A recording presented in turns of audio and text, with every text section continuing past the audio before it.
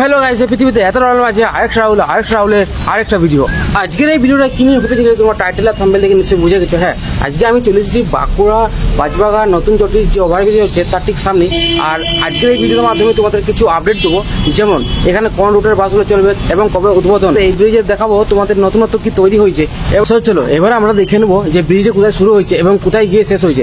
তার সাথে আমরা দেখে নেবো কিন্তু এই ব্রিজের মধ্যে কি কি করা হয়েছে এবং কি কি করতে এখনো বাকি আছে। তো চলো একবার তোমাদের প্রথম থেকে দেখাই।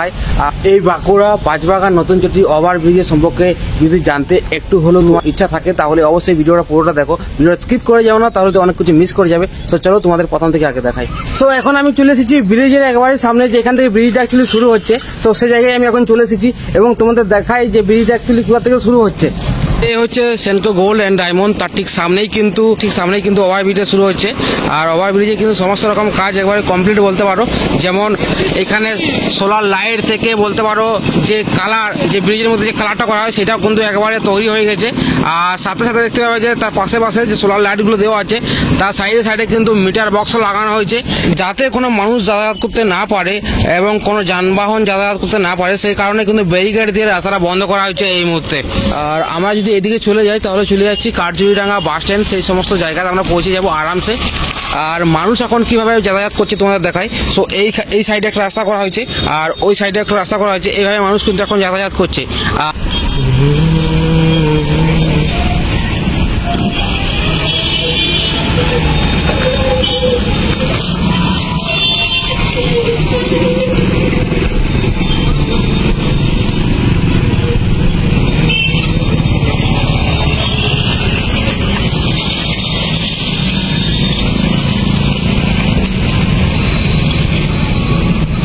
সো এবার আমি তোমাদের দেখাই চলো যে ব্রিজের মধ্যে কি কি তৈরি হয়েছে এবং কি কি তৈরি হতে এখনো বাকি আছে।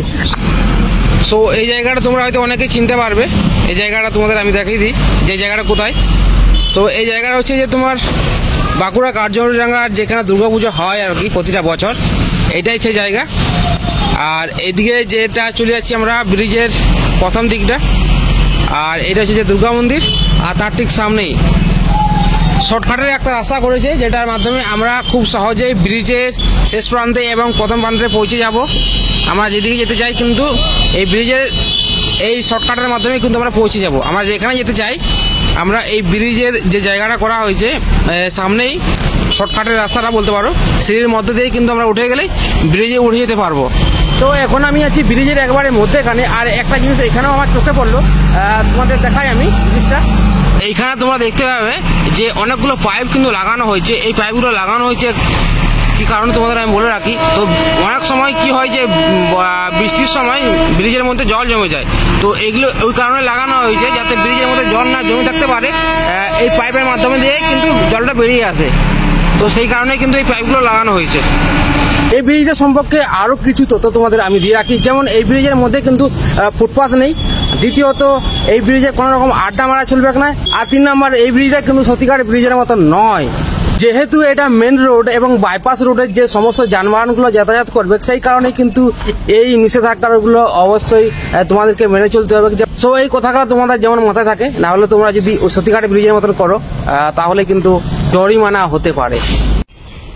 আর এখানে দেখতে পাচ্ছি ওভারব্রিজের একদম মাঝখানেই বলতে পারো দুটো রাস্তা করা হয়েছে শর্টকাটে, সিঁড়ি টাইপের শর্টকাটের রাস্তা, যাতে মানুষ পারাপার করতে পারে সেই কারণে দুটো রাস্তা করা হয়েছে, ওইখানে একটা এইখানে একটা, যেটাতে মানুষ সহজেই কিন্তু যাতায়াত করতে পারবে। এটা কিন্তু একদম ওভারব্রিজের মধ্যেখানে বলতে পারো। আর এইখানে দেখতে পাবে যে এই ওভারব্রিজটা কিন্তু এইখানে একদম শেষ হয়ে যাচ্ছে। আর এদিকে আমরা চলে যাচ্ছি ঝুনমুদা মোড় দিকে। আর এখানে কিন্তু জোর কদমে কাজ চলছে বলতে পারো, দেখতে পাবে যে একদম শেষ মুহূর্তের কাজ চলছে। আর প্রতিটি জায়গায় কিন্তু সোলার লাইট দেওয়া আছে। আর তার সাথে নিচে দেখতে পাবে যে মিটার বক্স লাগানো হয়েছে। এই যে সোলার লাইট, তার নিচে দেখতে পাবে মিটার বক্স লাগানো হয়েছে। তো এবার তোমাদের যে প্রশ্ন ছিল এই ব্রিজটা উদ্বোধন কবে হতে চলেছে। সো এই ব্রিজটা উদ্বোধন হতে চলেছে তোমার 4 এপ্রিল থেকে 10 এপ্রিলের মধ্যে কিন্তু উদ্বোধন হয়ে যাবে যতটুকু শুনলাম এখানে। আর যদি না হয় তাহলে কিন্তু জবে হবে বা যেদিনই হোক না কেন তোমরা আপডেট পেয়ে যাবে কিন্তু আমার ভিডিওর মাধ্যমে। আর সেকেন্ড কোশ্চেন যেটা, এখানে কোন রুটের বাসগুলো যাতায়াত করবে, তো এখানে বলে দিই সমস্ত রুটের বাসগুলোই কিন্তু যাতায়াত করবে, যেমন কাতরা, রায়পুর, আরও যে জায়গাগুলো আছে কিন্তু সমস্ত বাসেই কিন্তু এখানে যাতায়াত করবে। সো আজকের ভিডিওটা কিন্তু এইখানে পর্যন্ত ছিল। আজকের এই ভিডিওর মাধ্যমে আমি তোমাদের দেখালাম বাঁকুড়ার নতুন যদি পাঁচবাগা যে ওভারব্রিজ হচ্ছে সেই ওভারব্রিজের সম্পর্কে তোমাদের আমি কিছু তথ্য দিলাম। যদি তোমাদের এই ভিডিওটা একটু হলেও ভালো লেগে থাকে তাহলে অবশ্যই বন্ধু বান্ধবী ফ্যামিলি সবার সাথে শেয়ার করতে পারো। যদি আমার চ্যানেলে নতুন হয়ে থাকে তাহলে চ্যানেলটাকে অবশ্যই সাবস্ক্রাইব করে দিও। আর এই ব্রিজটা যবে বা যেটা নিয়ে উদ্বোধন হয়েই থাক না কেন আমি কিন্তু সমস্ত রকম আপডেট কিন্তু আমার চ্যানেলে তোমরা পেয়ে যাবে। সো দেখা হচ্ছে নেক্সট কোনো ভিডিওতে খুব তাড়াতাড়ি। Bye bye.